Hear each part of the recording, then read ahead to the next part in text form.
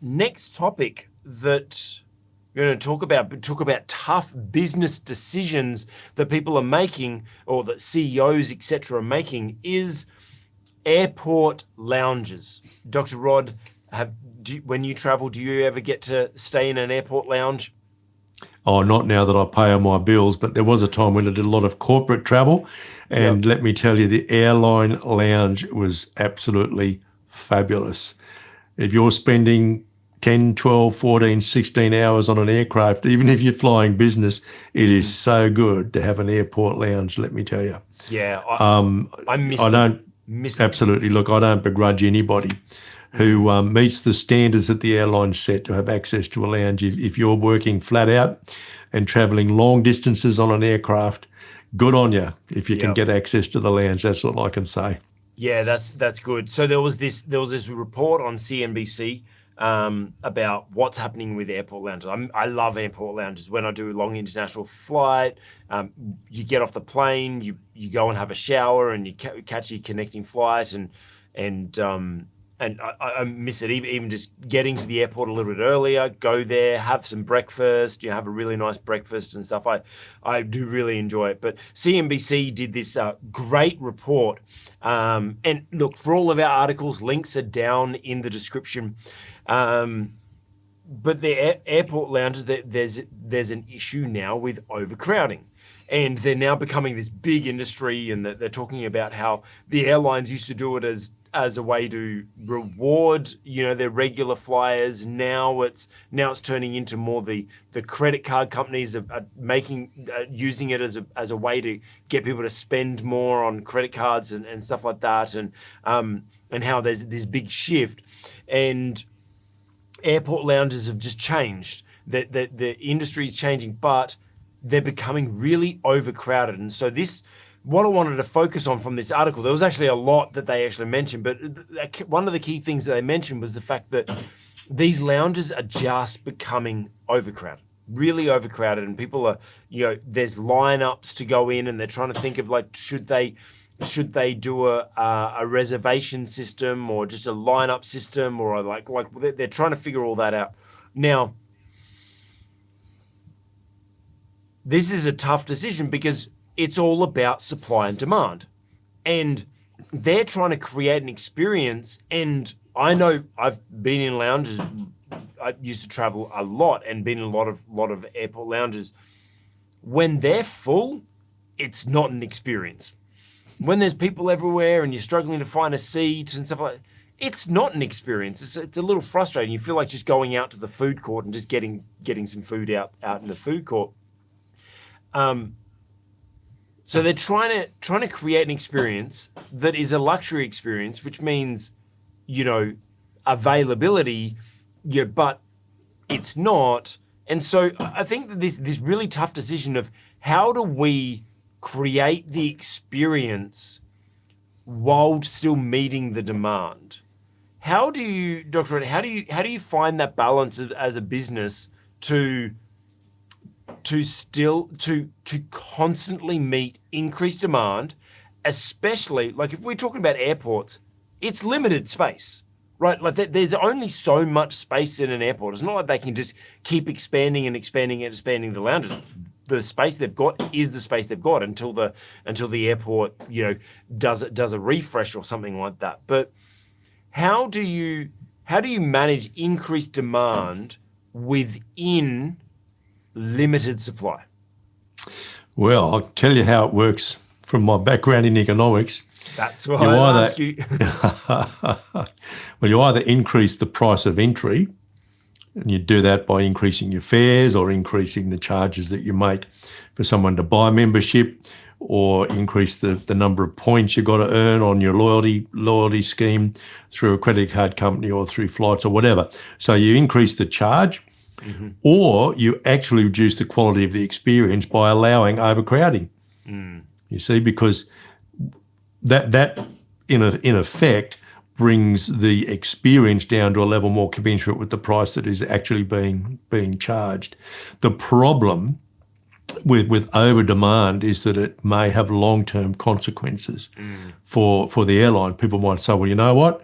There's not much point in flying on this airline anymore because my experience in their lounge is not a good experience. Yeah. And so you may lose customers into the future. The big problem for the airlines, of course, is that they don't make any money directly out of their lounges. So their lounges are not contributing directly to profit. And it's not easy to make a connection between, say, expansion of the space in your lounge or some kind of reconfiguration so that it can actually deal with more people efficiently. There's no direct linkage between that kind of investment and profit on the bottom line. So it's a difficult decision to make. But managing excess demand is always a problem. It's a big problem for your marketing department because excess demand always produces some negative results. Always does. You either manage that excess demand by somehow improving your supply, or you're going to have to manage a reduction in demand in the future because you will turn customers off.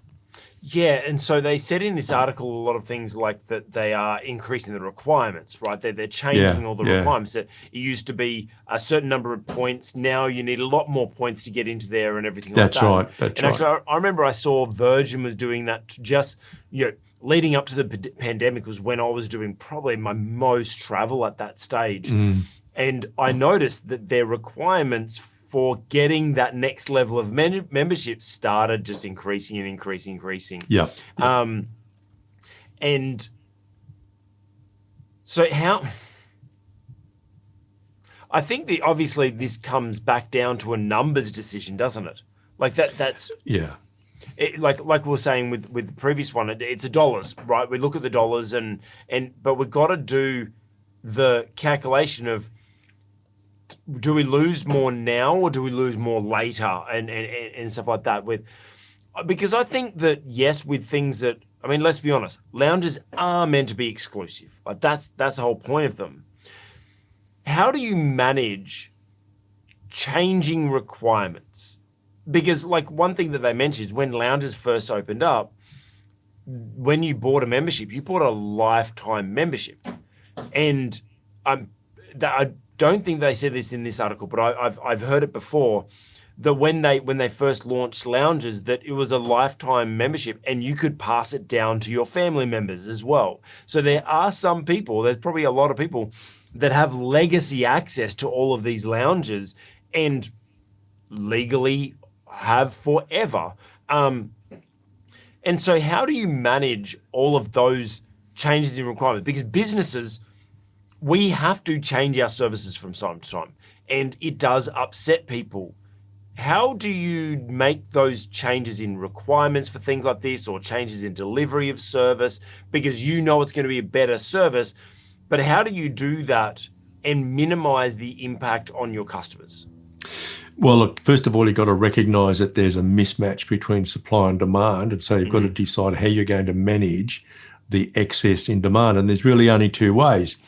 You manage it by increasing the price, and you increase the price by raising, say, the minimum number of points per year that will gain you access, or you find some other way of doing it. And if you do nothing, demand will eventually drop because the value of the experience deteriorates. So you take your choice or use some combination of the two. But I think it's something that you should do as a strategic measure, not as some sort of knee-jerk reaction to, say, complaints from customers or complaints from staff.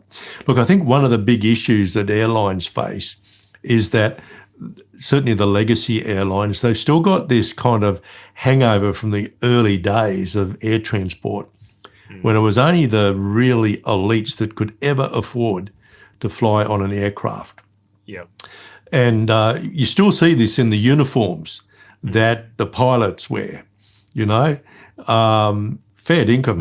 They might as well wear what you and I are wearing right now, really. Yeah. But that's going to take a long time to change, because there's this tradition that goes all the way back to those early days of air travel when it was only the super rich who could ever even dream of flying. Even when I was a kid, we got one airline flight in our lifetimes, actually, in our young lifetimes that our parents used to save up for.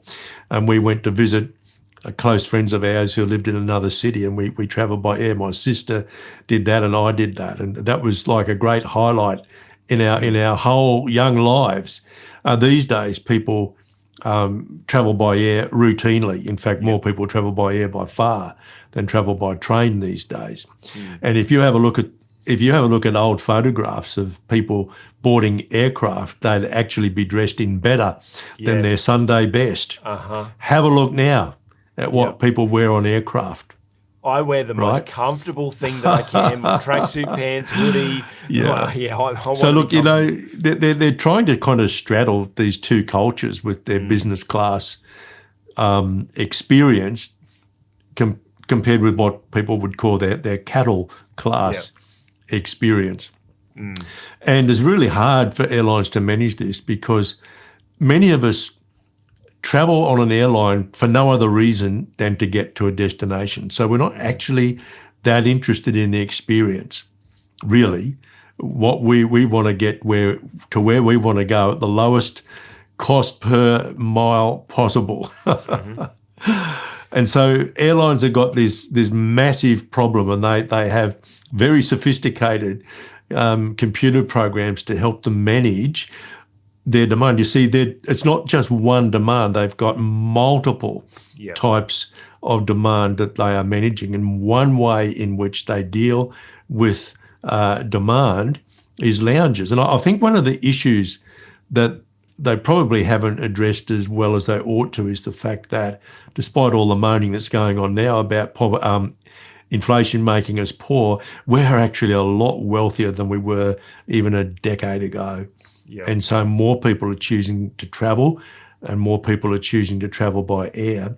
And so what used to be exclusive is within the reach of so many more people.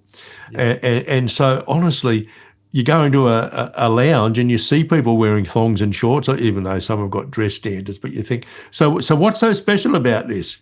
And this is what you might call a wicked problem. It's a very difficult problem for the airlines to resolve. And some of them are now resolving it by having different classes of lounge. I don't know whether you've noticed that, but there are now sometimes different classes of lounge where they're still trying to preserve, that upper end. But it's a difficult thing for them. And as you've already said, space is limited in airports. It's very, very expensive. And a number of the guests who were interviewed on that program were talking about the difficulties of actually expanding the lounges and making it possible for them to cater for more people. I feel a lot of sympathy with the airlines in this area that they're kind of straddling two totally different markets. They're trying to maintain this air of exclusivity associated with airline travel when it isn't anymore.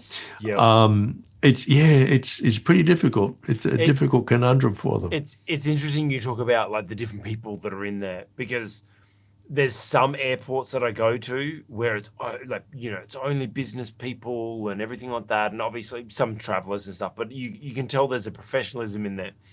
And then there's some airports that I go to, it's full of FIFOs, right? Now, if you're not in Australia and you don't understand what a FIFO is, FIFO just means fly in, fly out, which is there's a lot of labourers, like electricians, plumbers, carpenters, whatever, just general labourers that fly so much because they literally are flying in and out to the mines, which is just out of town. And they fly a lot, so they have all the points to be able to go into the lounge. And so you go in there sometimes and it's just full of orange shirts, everyone in their high-vis stuff, right?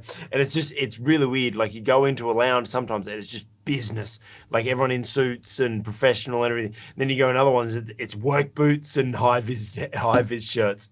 So, it's interesting. And you mentioned so that's one of the decisions as leaders is about the experience. how can we maintain that experience? And you're saying, well, now they're trying to create another class of lounge or whatever that's restricted even more for certain types. Then that just comes, as leaders, we just need to constantly evolve.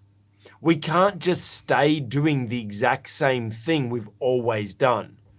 If there's an increase in demand and a decrease in supply, well, we just need to get creative with the way in which we're delivering our service.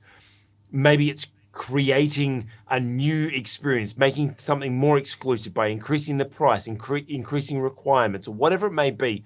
But we as leaders, when we are faced with the hard decision of over demand and limited supply, we need to get creative. But remember, we have to take into consideration our figures and look at what is going to. We can't just make it on a decision off a whim or off of emotional decisions or creative idea. It has to be backed up with dollars. What's going to be the biggest impact? We're going to lose people. That's going to impact us negatively. But are we going to see an increase from this decision in the long run, or are we going to shoot ourselves in the foot, so to speak? Hey, you just watched an excerpt from the On the Cube Leadership Podcast. If you like that, hit the like button and put a comment below. Hey, if you want to watch more videos like this, check out our channel. And while you're there, make sure you subscribe.